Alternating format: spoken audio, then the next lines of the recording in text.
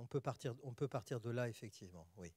Parce que là, ce que vous avez vu sur l'ALENA, l'accord de libre-échange nord-américain, c'est un accord qui a 20 ans aujourd'hui, comme ça a été dit, et c'est un accord qui a un certain nombre de choses qui sont en commun avec ce que nous connaissons dans les négociations actuelles des accords qui sont sur la table, mais il y a aussi un certain nombre de choses qui sont différentes.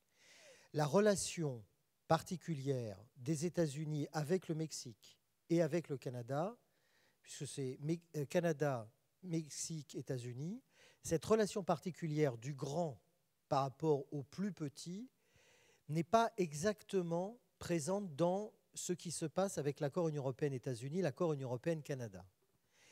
Parce que là, vous avez entendu un certain nombre de choses, comme par exemple que le Mexique a été amené à réduire ses barrières, à réduire ses subventions, voire à les retirer, ses subventions sur l'agriculture, ce qui n'est pas le cas des États-Unis qui continuent de subventionner.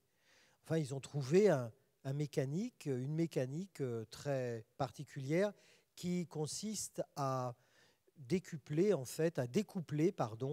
la subvention de la production. Exactement d'ailleurs ce qui se fait aussi dans la PAC de l'Union, la politique agricole commune, de l'Union européenne. Cette situation est particulière à l'ALENA. C'est-à-dire que dans les négociations qui existent entre l'Union européenne, les États-Unis, l'Union européenne et le Canada, il n'y a pas eu ce genre de choses. C'est-à-dire qu'il y a organisé des négociations sur la base, on va dire, d'une certaine réciprocité. Il faut nuancer, mettre beaucoup de guillemets là-dessus, mais il n'y a pas une partie qui conserve ses droits de douane et ses subventions et l'autre qui les abandonnerait. On n'est pas dans ce schéma-là dans Union européenne, États-Unis, puisqu'on est dans le schéma où il s'agit de manière beaucoup plus logique et classique, finalement, de ce que les deux parties, aussi bien les États-Unis que l'Union européenne ou le Canada et l'Union européenne, donc, de baisser les droits de douane, ça c'est une chose.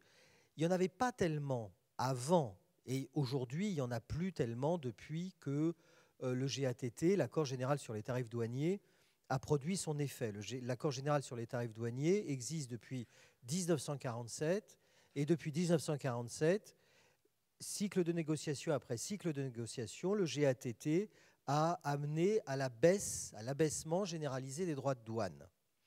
Et le GATT a été intégré dans l'Organisation mondiale du commerce à un moment, en 1995, quand l'Organisation mondiale du commerce a été créée, où les droits de douane avaient déjà été largement baissés et ils ont continué encore à baisser.